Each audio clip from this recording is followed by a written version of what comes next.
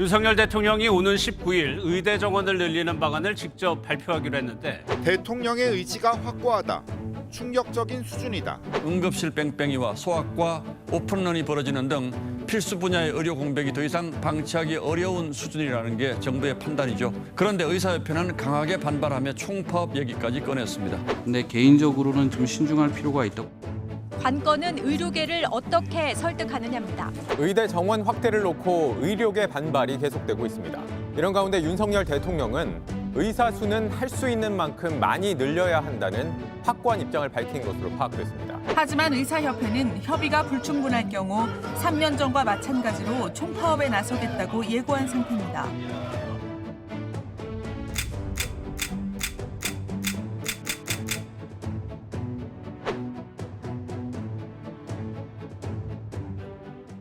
현장에서 의사들의 목소리를 듣지 않고 정치인들끼리 모여가지고 만든 정책이고 자기들의 입맛에 맞는 그런 의사들을 만들려고 하는 거죠. 안녕하세요. 산뜻 의사입니다. 원래 그 산뜻 의사가 우리 산부인과 질환과 관련해서 여러분들한테 쉽게 이해할 수 있도록 그 뜻을 풀어주는 건데 여러분들이 이 문제를 좀 더 잘 이해했으면 좋겠다라는 마음으로 무거운 주제를 들고 나왔습니다. 참고로 저는 그 옛날에 최초로 의사가 파업했을 때 2000년도에 공중보건 의사였고요. 그리고 딱 20년이 지난 지금 개원한 지 18년차 된 산부인과 전문의입니다. 일각에서 나오는 국민 목소리가 지금 반사한다는 주장인데 어떻게 생각하시나요?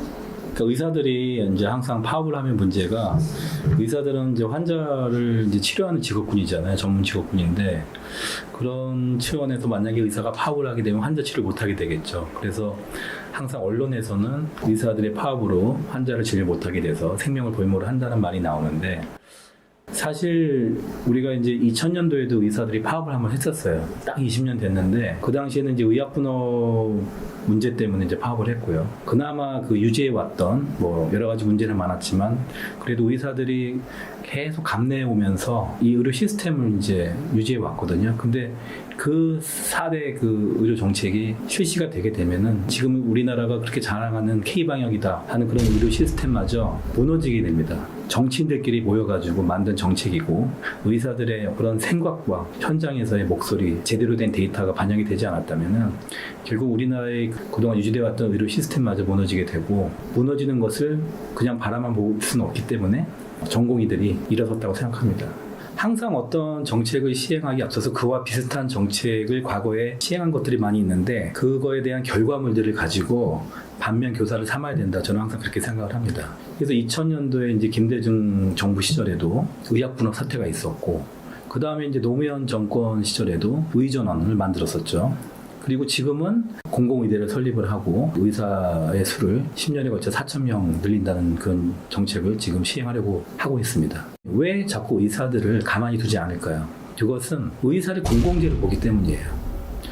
의사들이 실질적으로 공무원이 아니잖아요. 의대를 다닐 때도 다 자기가 수업료를 내고 의대를 다녔고 전문의 과정이 되기까지도 박봉에 시달리고 장시간의 노동을 견뎌나가면서까지도 그것이 다 본인들의 그런 그 수고로 전문의가 탄생이 되는 거고 그리고 이제 개원을 하게 되면은 국가에서 지원해 주는 거 전혀 없습니다. 다 뭐 은행에서 돈을 빌리고 그리고 본인 돈을 추가해서 다 병원을 짓습니다. 있기 때문에 국가에서 들어간 돈은 하나도 없고 오히려 이제 우리가 자영업자다 보니까 세금만 열심히 내고 있죠. 그런 상황에서 갑자기 의사가 공공재다? 아무도 동의를 안 할 겁니다.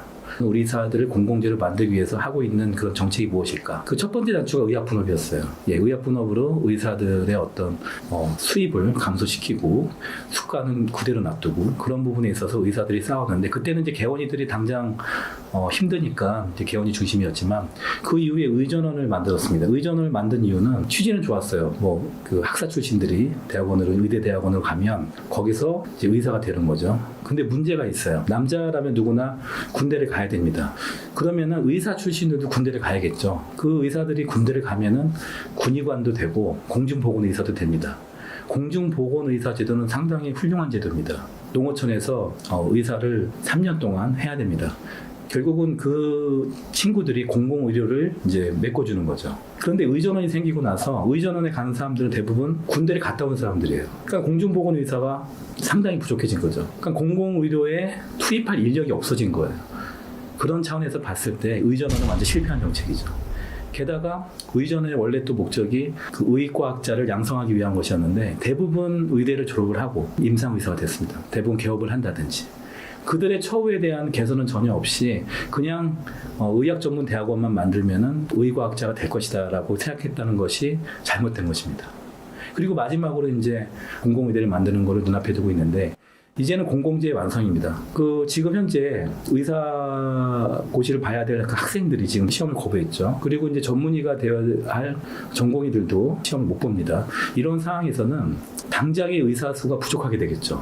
그 사람들은 의사 수를 늘려야 한다. 의사 수가 부족하다 하는데 역설적으로 지금 의사와 협의를 하지 않은 이런 정책들을 이끌어가면서 오히려 반발을 가져오게 되니까 의사가 부족해진 거예요, 오히려. 그럼 이 사람들이 결국은 수련이 병원에 가서 인턴 레지던트 하면서 병원을 이끌어 나가고 또 공중보건 의사가 돼가지고 공공의료를 이제 메꿀 텐데 역설적으로 그게 없어지는 겁니다. 이럼에도 불구하고 정부는 강하게 지금 계속 추진하려고 하죠. 이 사람들은 실질적으로 제가 보기에는 의사 수를 증원한다고 해서 지방의 의사 수가 늘고 그리고 또 공공의료가 잘 될 거라고 생각하지 않는 겁니다. 이미 알고 있어요.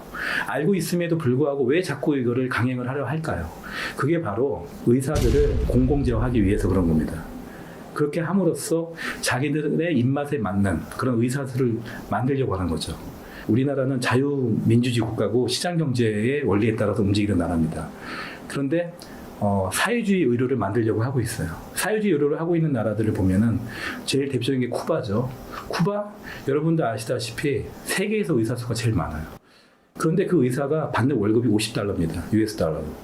$50면 그 사람들이 살 수 있겠습니까? 게다가 그 사람들은 공공재예요, 쿠바에서는. 그래가지고 남미의 의료가 이제 취약한 그런 지역에다가 보내요. 국가 간에 계약을 해가지고. 그러면서 노예처럼 팔아먹습니다. 근데 실제로 그 의사들이 남미에 가가지고 난민 신청을 하는 경우가 많아요. 망명을 하고. 그만큼 자기네 나라로 돌아가지 않겠다는 거죠. 왜? 거기 돌아가면 월급도 제대로 못 받고 공공재로서 노예처럼 살아야 되기 때문이죠. 그리고 실질적으로 사회주의 국가는 경제가 다 어렵죠. 그렇기 때문에 병원도 있고 의사도 있지만 약이 없어요. 좋은 의료시설이 없습니다. 그래서 환자가 병원에 가도 제대로 치료를 못 받아요. 근데 우리나라가 그걸 따라하려고 하고 있습니다. 장기 군의관 제도라는 게 있어요. 그게 어떤 제도냐면은 군대에서는 이제 외상 중증 환자가 많이 발생을 하죠. 그래서 응급의학과나 이런 일반외과가 많이 필요합니다. 그 의사들을 수급하기 위해 가지고 장기 군의관 제도를 만들었어요. 그래서 육군, 해군, 공군, 사관학교 생도들 중에서 의대를 가고 싶어하는 사람들한테 기회를 주는 거예요. 뭐 서울대나 연대나 아무튼 이런 대학에 열애로 들어갈 수 있습니다. 근데 이 사람들이 거기에 들어가서 공부를 따라가지 못해요. 유급다는 경우도 많아요. 그렇게 되면은 이제 국가 입장에서는 당신한테 이제 학자금도 주고 공부할 기회를 줬는데 왜 공부를 못했냐 해가지고 강제 퇴학하는 사람들도 있습니다. 그런 사람들은 어떻게 될까요? 실제로 신문에 크게 났었어요. 뉴스에도. 군대에서 이제 쫓겨난 이후에 다시 그 의대에 복학을 신청을 했는데 그게 받아졌어요. 그래서 의대를 졸업해가지고 의사가 되는 길이 열린 거죠. 그런 의사한테 진료를 받고 싶습니까? 또 하나 문제는요. 결국 어떻게 해서 이제 의사가 됐다고 합시다. 그렇게 되면은 그런 군대에서 10년간 있어야 돼요. 근데 이분들이 그걸 때우는 거예요. 어떻게든지 10년 동안 그냥 때우고 그러면서 제대로 배우지 못해요. 배우지 못하고 허송세월을 보내다가 10년 차 됐을 때 여러 가지 의술을 어깨동무로 배워가지고 전역을 하고 그리고 개원을 합니다. 게다가 이 사람들이 이제 전공을 할 거 아닙니까? 전공을 할 때 응급의학과 지원율이 2%예요. 대부분 피부과, 정신과, 성형외과였어요. 그러니까는 개원하면 잘 되는 과들이잖아요. 실질적으로는 군대에서 필요한 의사를 만들려고 했던 건데 그게 실패한 거죠. 그럼 공공의대는 어떻게 될까요? 똑같습니다. 일단 원하는 과에서 수련의를 거쳐서 전문의가 돼야 될 텐데 그러려면 벌써 5년 정도가 시간이 지나갑니다. 그리고 서브스페셜로 전임의를 하는 경우가 많습니다. 그럼 전임의가 보통 1, 2년 하거든요. 그럼 이미 6, 7년을 이제 그냥 지나가게 되는 거죠. 그럼 이 사람이 실질적으로 최대한 지방에서 근무할 수 있는 시간이 3, 4년밖에 안 돼요. 근데 그거는 공보위가 보통 근무하는 기간이 3년이거든요. 공보위로 대체하면 됩니다. 굳이 공공의대 안 만들어도 엄청나게 많은 공보위들이 있어요. 그 사람들만 그 의전원이 없었으면 잘 활용할 수 있었을 겁니다. 근데 결국은 의전이 거의 없어졌어요. 그래서 앞으로 그런 공보위들이 앞으로 나옵니다. 공공의대가 없어도요.